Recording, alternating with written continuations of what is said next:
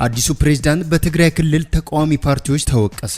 አዲስ በተቋቋመው ካቢኔ አካታችና አቃፊ አይደለም ተባለ። በትግራይ ክልል ጊዜያዊ አስተዳደር ፕሬዝዳንት ሌተናንት ጀነራል ታደሰ ወረደ የተቋቋመው ካቢኔ አካታችና አሳታፊ ባለመሆኑ ተቀባይነት የለውም ሲሉ በክልሉ የሚንቀሳቀሱ 3 የፖለቲካ ፓርቲዎች ትላንት ሚያዝያ 15 2017 ዓ.ም በክልሉ ወቅታዊ ሁኔታ ላይ በጋራ በሰጡት መግለጫ አስታወቁ። በሌተናንት ጀነራል ታደሰ ወረደ የተመሰረተው ጊዜያዊ አስተዳደር ወደ ስልጣን የመጣው በጉልበት ነው ብለው እንደሚያምኑ 3ቱ ፓርቲዎች የትግራይ ነጻነት ፓርቲ፣ የአረና ትግራይ ለዲሞክራሲ እና ባይቶና ትግራይ በጋራ በሰጡት መግለጫ አስታውቋል። ፓርቲዎቹ በክልሉ ህዝብ ጉዳይ ላይ በጋራ ለመስራት የሚል ኪዳን ለተጋሩ ብሔራዊ ደህንነት የተሰኘ ትብብር ማዕቀፍ መስርተው በመስራት ላይ እንደሚገኙም ተጠቁመዋል። የቀድሞ የክልሉ ጊዜያዊ አስተዳደር የስልጣን ጊዜ ማብቃቱን ተከትሎ ወደ ስልጣን የመጣው አካል በጉልበት ነው የመጣው ብለን እናምናለን። በጄኔራሉ የተመሰረተው ካቢኔ አቃፊና አሳታፊ ያልሆነ አንድ ቡድን ብቻ ያሳተፈ ነው ሲሉ የትብብሩ ኪዳን አባል የሆነው የትግራይ ነጻነት ፓርቲ ሊቀመንበር ዶክተር ደጀን መዝገብ ተናግረዋል። በክልሉ በቀደመው ጊዜያዊ አስተዳደሩ የተመሰረተው የጊዜያዊ ምክር ቤት ፕሬዝዳንት ታደሰ ወረደ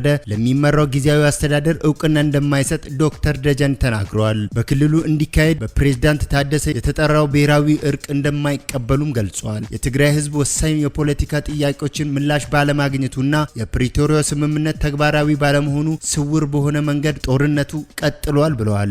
የአረና ትግራይ ፓርቲ ሊቀመንበር አምዶም ገብረስላሴ በበኩላቸው ከዚህ በፊት የተመሰረተው የጊዜያዊ አስተዳደር አቃፊ አልነበረም ሲሉ ገልጸው አሁን ደግሞ የተመሰረተው ጊዜያዊ አስተዳደር የአንድ ቡድን ብቻ ነው ብለዋል። እያንዳንዱ የጊዜያዊ አስተዳደሩ ተግባር በጊዜያዊ ምክር ቤቱ ቀርቦ መጽደቅ አለበት ሲሉ ያሳሰቡት አቶ አምዶም ይህን ችግር በቸልታ አልፈውታል ሲሉ ተችተዋል። የባይቶና ምክትል ሊቀመንበር አቶ ዮሴፍ በርሄ ደግሞ አዲሱ የጊዜያዊ አስተዳደር ፕሬዝዳንት ታደሰ ወረደን ንግግራቸውና ተግባራቸው የተለያዩ ናቸው ሲሉም ወቅሰዋል። ትግራይ በተበታተነች ሁኔታ የትግራይ ህዝብ ጥያቄ ምላሽ ባላገኘበት ወቅት የክልሉ ግዛታዊ አንድነት አደጋ ላይ በወደቀበት በኬንያ የተጠለሉ ተፈናቃዮች በረሃብ እያለቁ ባሉበት እነዚህን ጉዳዮች ማስተካከል የሚችል የጊዜያዊ አስተዳደር አቃፊ አድርገ ትግራይ ተወላጆችን አሰባስበ የማገገሚያ መንገድ ከመከተል ይልቅ የአንድ ቡድን መንግስት ነው የመሰረቱት ሲሉ አቶ ዮሴፍ ፕሬዝዳንቱን ተችተዋል። በተጨማሪም የክልሉን ሀብት የመቆጣጠር አካሄድ ነው እየተካሄደ ያለው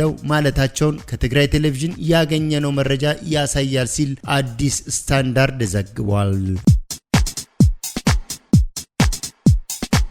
በአሁኑ ወቅት በትግራይ ጊዜያዊ አስተዳደር ብቸኛ የተቃዋሚ የባይቶና ፖለቲካ ፓርቲ የካቢኔ አባል የሆኑት አቶ ታደለ መንግስቱ በፖሊስ ቁጥጥር ስር ውለው በእስር ወደ ፍርድ ቤት እንዲቀርቡ መደረጋቸው አነጋጋሪ ሆኗል። የካቢኔ አባሉ አቶ ታደለ የመቀሌ ማዕከላዊ ፍርድ ቤት የሚመሩት የመንግስት መስሪያ ቤት እንዲያስፈጽም የተሰጠው ውሳኔ ባለመተግበራቸው ዛሬ ሮብ ለ6 ወራት በእስር እንዲቆዩ ቢወሰንላቸውም ከአንድ ቀን እስር በኋላ ተለቀዋል። በምን ምክንያት ታሰሩ? እንዴትስ ተለቀቁ?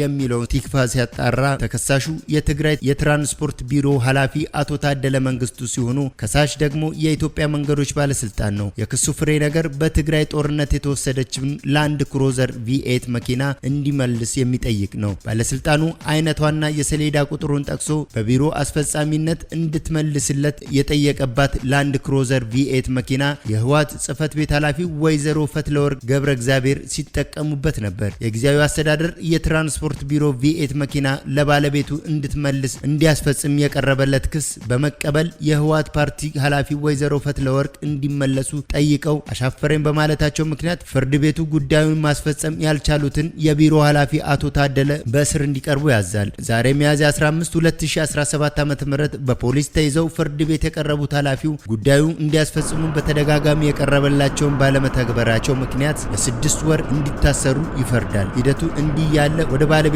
እንድትመልስ ጥያቄ የቀረበላት V8 መኪና ሚያዝያ 15 2017 ዓ.ም ከሰዓት በኋላ በሸኝ ደብዳቤ በኤግዚቢትነት ወደ ፖሊስ እጅ በመግባቷ ምክንያት ኃላፊው ከስር ሊለቀቁ ችሏል። ከትግራይ የትራንስፖርት ቢሮ የተገኘው መረጃ እንደሚያመለክተው በጦርነቱ ምክንያት ከመንግስታዊና ግለሰቦች ተወስደው በማይመለከታቸው አካላት የነበሩት ከ2800 በላይ ተሽከርካሪዎች ወደ ባለቤቶቹ ተመልሰዋል ብለዋል።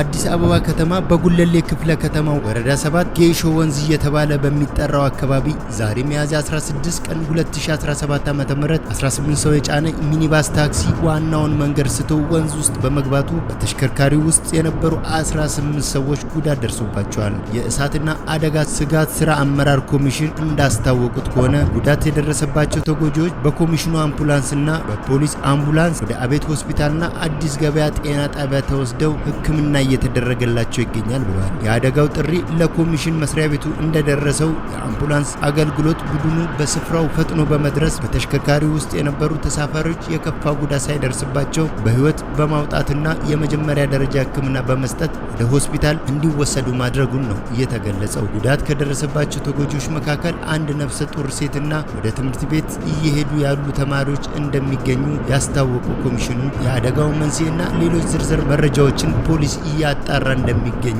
ገልጿል። የሪፖርተር ጋዜጣ ዘጋቢ ጋዜጠኛ አበበ ፍቅሩ ታሰረ። ጋዜጠኛ አበበ የታሰረው ትላንትና ሚያዝያ 15 ቀን 2017 ምሽት አካባቢ ነው። ጋዜጠኛው ለእስር የተዳረገው ከልደታ ክፍለ ከተማ ኃላፊዎች መረጃ በማሰባሰብ ላይ ያለ ሲሆን የታሰረበትም ምክንያት እስካሁን ግልጽ አልሆነም። ጋዜጠኛ አበበ በዕለቱ በፖሊሶች ተይዞ ከመወሰዱ በስተቀር በወቅቱ ወዴት እንደተወሰደና እንደታሰረ ባለመታወቁ ለአዲስ አበባ ፖሊስ ኮሚሽን ሪፖርት በማድረግ የኮሚሽኑ ሕዝብ ግንኙነት ክፍል ባደረገው ትብብር ጋዜጠኛው በልደታ ክፍለ ከተማ ፖሊስ መምሪያ ጌጃ ሰፈር አካባቢ ፖሊስ ጣቢያ መታሰሩ ታውቋል። ጋዜጠኛው ለእስር የተዳረገው እየሰራ ለነበረው ዘገባ ሚዛኑን ለመጠበቅ የክፍለ ከተማውን ኃላፊ ለማነጋገር በስፍራው በተገኘበት ወቅት ነበር። ባስተላለፍኩት ስብከት ያዘኑ የተከዙ ምእመናንና ቅድስት ቤተክርስቲያንን ይቅርታ እጠይቃለሁ። በእንተ ማርያም ብለን በስሟ እንጀራ በልተንበታል፣ ለብሰንበታል። እመቤታችን በእናትነቷ ስለ ልጇ ስትል ስለተቀበለችው መከራ ቤዛዊት ዓለም እንላታለን። እመቤታችን እንኳን ለዓለም ለልጇም ለክርስቶስ ቤዛ ነች። የእመቤታችን ቅድስት ድንግል ማርያም ቅድስና፣ ንጽህና እና ክብር ሰብከናል። ወደፊትም ስንሰብክ እንኖራለን። ኖር ነቀፋ የሌለባት ኃጢአት ያላገኛት እግዚአብሔር በንጽህና እና በቅድስና ከዓለም አርቆ ከቀደመው የአዳም ባህር የፈጠራት አቻ እና ወደር የሌላት እናት እንደሆነች አምኜ የምኖር ነኝ። እንኳን ድንግል ማርያምን ለማቃለል ይቅርና ለማመስገንም አቅምም ብቃትም ያለው ሰው የለም። በዕለቱ በተሰበከው ስብከት ምክንያት ያዘኑ የተከዙና የተከፉ ምእመናንን እና ስሟ በክፉ የተነሳባት ስንዱ የሆነችውን ቅድስት ቤተክርስቲያንን ይቅርታ ጠይቃለሁ ብለዋል ብፁዕ አቡነ ገብርኤል።